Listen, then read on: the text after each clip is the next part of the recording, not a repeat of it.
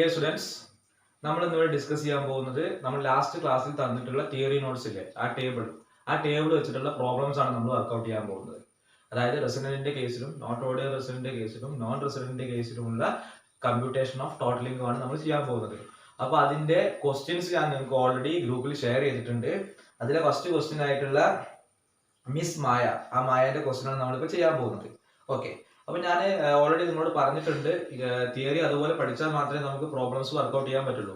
നിങ്ങൾ ആദ്യം എന്ത് ചെയ്യണം, ആ തിയറി നന്നായിട്ട് മനസ്സിലാക്കണം. ആ ടേബിളിലുള്ള ഐറ്റംസും അതിന് മുമ്പ് വന്നിട്ടുള്ള തിയറീസ് ഒക്കെ നന്നായി വായിച്ച് മനസ്സിലാക്കിയാൽ മാത്രമേ നിങ്ങൾക്ക് പ്രോബ്ലംസ് ഈസി ആയിട്ട് കിട്ടുള്ളൂ, മനസ്സിലാക്കാൻ സാധിക്കുള്ളൂ. ഓക്കെ, ഞാൻ ആദ്യം ജസ്റ്റ് ആ ക്വസ്റ്റ്യൻ ഒന്ന് വായിക്കാം, എന്നിട്ട് ആ ക്വസ്റ്റ്യൻ ഒന്ന് എക്സ്പ്ലെയിൻ ചെയ്യാം.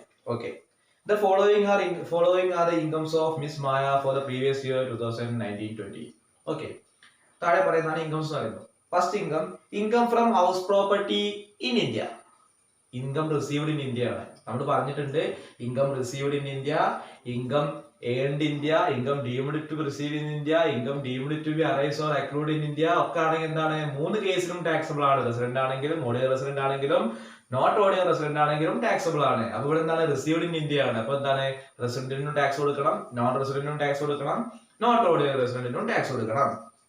ഓക്കെ, ഇതിന് അടുത്ത് പറയുന്നത് profit from business in India. അതും എന്താണ്, ഇൻകം റിസീവ്ഡ് ഇൻ ഇന്ത്യ ആണ്. അപ്പൊ എന്താണ്, ടാക്സ് കൊടുക്കേണ്ടി വരും. റെസിഡന്റിനും കൊടുക്കണം, നോൺ റെസിഡന്റിനും കൊടുക്കണം, നോട്ട് ഓഡിയോ റെസിഡന്റിനും ടാക്സ് കൊടുക്കണം. ഇതിന് അടുത്ത് പറയുന്നത് income from business outside India controlled from India. അത് നമ്മൾ ഓൾറെഡി ടേബിളിൽ അങ്ങനെ തന്നെ പഠിച്ചിട്ടുണ്ട്. എന്താണ്, ഇന്ത്യക്ക് പുറത്തുള്ള ഒരു ബിസിനസ് പക്ഷെ കൺട്രോൾ ചെയ്യുന്നത് ഇന്ത്യക്ക് അകത്ത് നിന്നാണെങ്കിൽ, ഓക്കെ, അങ്ങനെയാണെങ്കിൽ എന്താ പറഞ്ഞത്, റെസിഡന്റ് ടാക്സ് കൊടുക്കണം, നോട്ട് ഓഡിയോ റെസിഡന്റും ടാക്സ് കൊടുക്കണം, നോൺ റെസിഡന്റ് എന്ത് ചെയ്യേണ്ട, ടാക്സ് കൊടുക്കേണ്ട ആവശ്യമില്ല. ക്ലിയർ? ഇതിനടുത്ത് പറയുന്നത് interest on debentures in India. എന്താണ്, ഇന്ത്യക്ക് അകത്തുള്ള ഇൻകം റിസീവ്ഡ് ഇൻ ഇന്ത്യ ആണ്. അതുകൊണ്ട് എന്ത് ചെയ്യണം, ടാക്സ് കൊടുക്കണം. നമ്മൾ ഡിബഞ്ചർ ഇൻവെസ്റ്റ് ചെയ്തു, അതിൽ നിന്ന് നമുക്ക് ഇൻകം കിട്ടി, ഡിബഞ്ചർ ഇന്ത്യയിലുള്ളതാണ്, ഇന്ത്യയിൽ നിന്ന് റിസീവ് ചെയ്തതാണ്. എന്നിരുന്നാൽ എന്താണ്, ടാക്സ് കൊടുക്കണം. ഇവിടെയൊക്കെ ഇന്ത്യ റെസിഡന്റ് ആണെങ്കിലും നോൺ റെസിഡന്റ് ആണെങ്കിലും നോട്ട് ഓഡിയോ റെസിഡന്റ് ആണെങ്കിലും നമ്മൾ എന്ത് ചെയ്യണം, ടാക്സ് കൊടുക്കണം. നെക്സ്റ്റ് പറയുന്നത് income from agriculture in England. നമ്മൾ എന്താണ്, ഇംഗ്ലണ്ടിൽ ഒരു നമ്മൾ കൃഷി ചെയ്യാതെ അതിൽ നിന്ന് ഇൻകം കിട്ടിയിട്ടുണ്ട്. പക്ഷെ അത് നമ്മൾ ആ ക്വസ്റ്റ്യനിൽ പറയുന്നുണ്ടോ, അല്ല ആ ഐറ്റത്തിൽ പറയുന്നുണ്ടോ, അത് റിസീവ്ഡ് ഇൻ ഇന്ത്യ അല്ലെങ്കിൽ കൺട്രോൾഡ് ഇൻ ഇന്ത്യ അങ്ങനെ എന്തെങ്കിലും പറയുന്നുണ്ടോ? ഇല്ല. അതെന്താണ്, പ്യൂർ ആയിട്ട് പറയുന്നത് അഗ്രികൾച്ചർ ഇൻകം ഫ്രം ഇംഗ്ലണ്ടിൽ മാത്രമേ പറയുന്നുള്ളൂ. റിസീവ്ഡ് ഇൻ ഇന്ത്യ എന്നോ കൺട്രോൾഡ് ഇന്ത്യ ഒന്നും പറയുന്നില്ല. അങ്ങനെ വന്നു കഴിഞ്ഞാൽ എന്താണ്, അതെന്താണ്, ഇന്ത്യക്ക് പുറത്തുള്ള അഗ്രികൾച്ചർ കൺട്രോൾ ചെയ്യുന്നതും ഇന്ത്യക്ക് പുറത്തു നിന്ന് തന്നെയാണ്. അങ്ങനെയുള്ള കേസ് എന്താണ്, റെസിഡന്റ് മാത്രം ടാക്സ് കൊടുത്താൽ മതി, നോൺ റെസിഡന്റും നോട്ട് ഓഡിയോ റെസിഡന്റും ടാക്സ് കൊടുക്കേണ്ട. നമ്മൾ ആ ടേബിളിൽ പഠിച്ചിട്ടുണ്ട്. എന്താണ്, income from business outside India and controlled outside India ആണെങ്കിൽ, ഇവിടെ ബിസിനസ് ഉദ്ദേശിക്കുന്ന അഗ്രികൾച്ചർ ആവാം, അല്ലെങ്കിൽ എന്ത് തരത്തിലുള്ള ആക്ടിവിറ്റിയും ആവാം. അപ്പൊ എന്താണ്, ഇന്ത്യക്ക് പുറത്തുള്ള ഒരു അഗ്രികൾച്ചർ ആണ്, അത് ഇന്ത്യയിൽ നിന്ന് കൺട്രോൾ ചെയ്യുന്നൊന്നും ക്വസ്റ്റ്യൻ പറഞ്ഞിട്ടില്ല. അങ്ങനെയാണെങ്കിൽ എന്താണ്, അത് പ്യൂർലി ഒരു ഫോറിൻ ഇൻകം ആണ്, ഇന്ത്യക്ക് പുറത്തുനിന്നുള്ള ഒരു ഇൻകം ആണ്. അങ്ങനെയാണെങ്കിൽ റെസിഡന്റ് മാത്രം ടാക്സ് കൊടുത്താൽ മതി. ഇതിനടുത്ത് പറയുന്നത് income from agriculture in India. അത് എക്സംപ്റ്റഡ് ഇൻകംസ് ആണ്. അത് നമുക്ക് ഇൻകം ടാക്സ് ആക്ട് പ്രകാരം കുറെ ഇൻകംസ് എക്സംപ്റ്റഡ് ആണ്. അതിന്റെ മുകളിൽ നമ്മൾ ടാക്സ് കൊടുക്കേണ്ട ആവശ്യമില്ല, ഒരു കേസിലും ടാക്സ് കൊടുക്കേണ്ട. അങ്ങനെയുള്ളതാണ് എക്സംപ്റ്റഡ് ഇൻകംസ് എന്ന് പറയുന്നത്. അങ്ങനെ അഗ്രികൾച്ചർ ഇൻകം ഇൻ ഇന്ത്യ ആണെങ്കിൽ അതൊരു എക്സംപ്റ്റഡ് ഇൻകം ആണ്, അതിന്റെ മുകളിൽ ടാക്സ് കൊടുക്കേണ്ട. അത് നമ്മൾ ടേബിളിൽ പഠിച്ചിട്ടുണ്ടാവില്ല, ടേബിളിൽ എക്സ്പ്ലെയിൻ ചെയ്തിട്ടുണ്ടാവില്ല. അത് നമ്മൾ വരുന്ന ചാപ്റ്ററുകൾ ഡീറ്റെയിൽ ആയിട്ട് പഠിക്കുന്ന റൈറ്റാണ് അഗ്രികൾച്ചർ ഇൻകം എന്ന് പറയുന്നത്. നെക്സ്റ്റ് ചാപ്റ്റർ നമുക്ക് പഠിക്കാനുള്ളതാണ്. അപ്പൊ അഗ്രികൾച്ചർ ഇൻകം ഇൻ ഇന്ത്യ ആണെങ്കിൽ എന്താണ്, എക്സംപ്റ്റഡ് ഇൻകം ആണ്. നമ്മൾ എന്ത് ചെയ്യേണ്ട, ഇവിടെ നമ്മൾ കമ്പ്യൂട്ടേഷനിൽ എടുക്കേണ്ട. ഇതിനടുത്ത് വരുന്നത് എക്സംപ്റ്റഡ് മീൻസ് ടാക്സ് കൊടുക്കേണ്ട, എക്സംപ്റ്റഡ് ടാക്സ് കൊടുക്കേണ്ട. ക്ലിയർ? ഇതിനടുത്ത് വരുന്നത് ഡിവിഡൻഡ് ഫ്രം ഫോറിൻ കമ്പനി. നമ്മൾ നേരത്തെ അഗ്രികൾച്ചർ ഇൻ ഇംഗ്ലണ്ട് പറഞ്ഞില്ല, അതേ ട്രീറ്റ്മെന്റ് അവിടെയും വരിക. ഫോറിൻ കമ്പനി, ഇന്ത്യക്ക് പുറത്തുള്ള ഒരു കമ്പനി കൺട്രോൾ ചെയ്യുന്നത് ഇന്ത്യക്ക് പുറത്തു തന്നെ ആയിരിക്കും. അതിൽ controlled from India, received India എന്നീ പറയുന്നുണ്ടോ? ഇല്ല. അപ്പൊ എന്താണ്, ഇന്ത്യക്ക് പുറത്തുള്ള ഒരു ഫോറിൻ കമ്പനി ഇൻകം ഏൺ ചെയ്യുന്നതും റിസീവ് ചെയ്യുന്നതും ഒക്കെ ഇന്ത്യക്ക് പുറത്തു തന്നെയാണെന്ന് നമുക്ക് ഊഹിക്കാം, കാരണം ഫോറിൻ കമ്പനി അല്ലേ. അപ്പൊ അങ്ങനെയാണെങ്കിൽ അതെന്താണ്, റെസിഡന്റിന്റെ കേസിൽ ടാക്സ് കൊടുക്കണം, നോൺ റെസിഡന്റിന്റെയും നോട്ട് ഓഡിയോ റെസിഡന്റിന്റെ കേസിൽ എന്ത് ചെയ്യേണ്ട, ടാക്സ് കൊടുക്കേണ്ട ആവശ്യം ഇല്ല. ഇതിനടുത്ത് പറയുന്നത് past untaxed foreign income brought to India during the previous year. മുൻപെങ്ങോ നമുക്ക് കിട്ടിയിട്ടുള്ള ഇൻകം നമ്മൾ എന്ത് ചെയ്യാണ്, പ്രീവിയസ് ഇയറിൽ ഇന്ത്യയിലേക്ക് കൊണ്ടുവരികയാണ് എങ്കിൽ ടാക്സ് കൊടുക്കേണ്ട. റെസിഡന്റ് ആണെങ്കിലും നോൺ റെസിഡന്റ് ആണെങ്കിലും നോട്ട് ഓഡിയോ റെസിഡന്റ് ആണെങ്കിലും നമുക്ക് എന്താണ്, ടാക്സ് കൊടുക്കേണ്ട ലയബിലിറ്റി ഇല്ല. നമ്മൾ ആ ടേബിളിൽ ലാസ്റ്റ് പഠിച്ചിട്ടുള്ള ഐറ്റം. ഓക്കെ, ഇനി നമ്മളത് കമ്പ്യൂട്ടേഷനിലേക്ക് കിടക്കാം.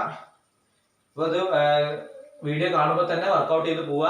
ഇതിന്റെ ഹോംവർക്കുകളൊക്കെ വരുന്ന ദിവസങ്ങളിൽ തരും.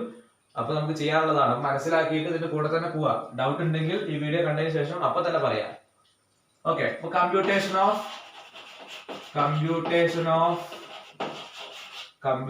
Of gross total income.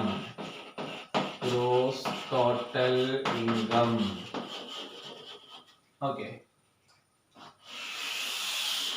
then 3 column, 3 amount column.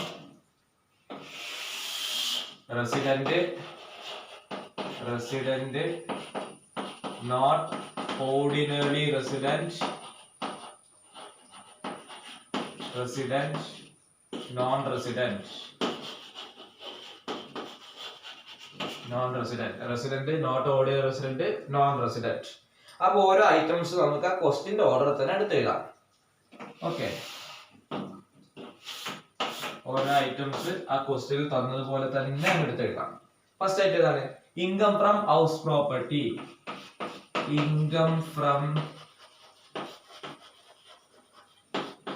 Property. HP means house property in India.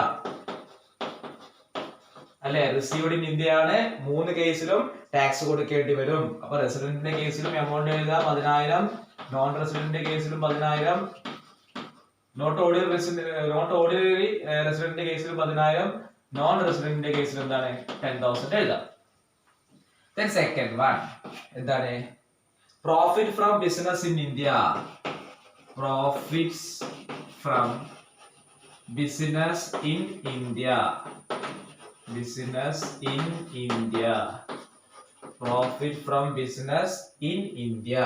എന്താണ്? ഇന്ത്യയിൽ നിന്നുള്ള ബിസിനസ് ആണ്. ഇൻകം റിസീവ്ഡ് ഇൻ ഇന്ത്യ ആണ്. 3 കേസിലും ടാക്സ് കൊടുക്കേണ്ടി വരും. 30,000 അല്ലേ? 30,000 then again 30,000. ഓക്കെ, then അടുത്ത item income from business outside India.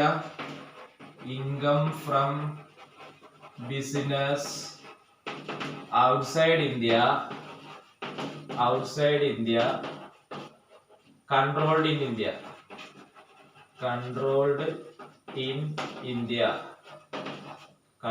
ചിലപ്പോൾ എഴുതുന്ന ക്ലാരിറ്റി കുറവുണ്ടെങ്കിൽ ഞാൻ പറയുന്നത് ശ്രദ്ധിച്ചാൽ മതി. Okay, income from business outside India, controlled in India.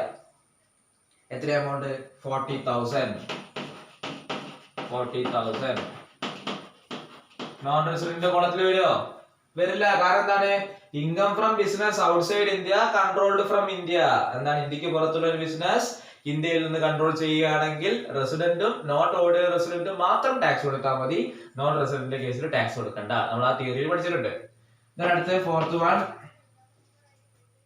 Interest on debentures.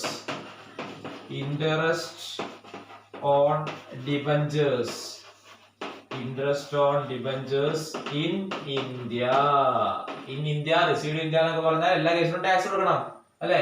എത്ര എമൗണ്ട്? എത്രയാണ് എമൗണ്ട്? 15,000. 15,000. റെസിഡന്റ് ആണെങ്കിൽ കൊടുക്കണം, നോട്ട് ഓർഡിനറി റെസിഡന്റ് ആണെങ്കിൽ കൊടുക്കണം, നോൺ റെസിഡന്റ് ആണെങ്കിലും പേ ചെയ്യണം. then അടുത്തത് income from agriculture in England. Income from agriculture in England. Income from agriculture in England ആണ്, വിച്ച് മീൻസ് ഇന്ത്യക്ക് പുറത്തുള്ള ഒരു ഇൻകം ആണ് അല്ലെ? അങ്ങനെയാണെങ്കിൽ എന്താണ്? ഇന്ത്യയിൽ നിന്ന് കൺട്രോൾ ചെയ്യുന്നോ ഇന്ത്യയിൽ നിന്ന് റിസീവ് ചെയ്യുന്നോ ഒന്നും തന്നെ പറയുന്നില്ല. അപ്പൊ ഇന്ത്യക്ക് പുറത്തുള്ള ഇൻകം ആണ്, പ്യൂർലി ഒരു ഫോറിൻ ഇൻകം ആണ്. അങ്ങനെയാണെങ്കിൽ റെസിഡന്റ് മാത്രം ടാക്സ് കൊടുത്താൽ മതി. എത്ര എമൗണ്ട്? എത്രയാണ്? 12,000. നോട്ട് ഓർഡിനറി റെസിഡന്റ് ടാക്സ് കൊടുക്കണ്ട, നോൺ റെസിഡന്റും ടാക്സ് കൊടുക്കണ്ട. ക്ലിയർ? ഇതിന് അടുത്തത് sixth one, income from agriculture in India. Income from agriculture in India.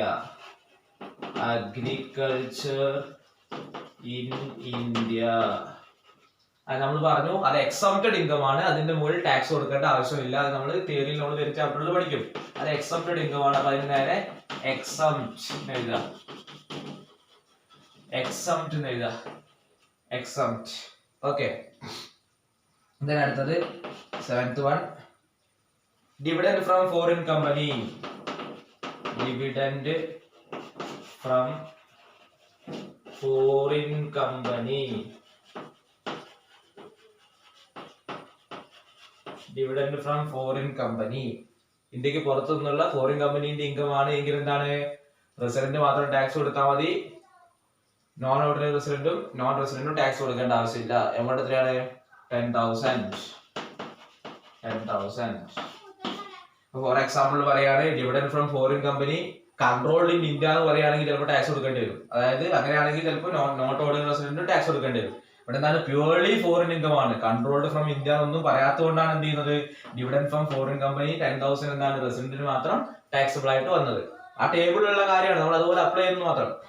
ഇതിനടുത്തത് last item അല്ലേ, 8th one, past untaxed foreign income. Past untaxed foreign income. Past untaxed foreign income എത്രയാ? Amount വരുന്നത് 5,000. അത് നമ്മൾ ആ table last item ആയിട്ട് പറയുന്നുണ്ട്. മുൻപ് എപ്പോഴോ നമ്മൾ ഏൺ ചെയ്തിട്ടുള്ള ഇൻകം നമ്മൾ പ്രീവിയസ് ഇയറിൽ ഇന്ത്യയിലേക്ക് കൊണ്ടുവരികയാണെങ്കിൽ ടാക്സ് കൊടുക്കേണ്ട ആവശ്യമില്ല. Not taxable. 3 കേസിൽ എന്തില്ല?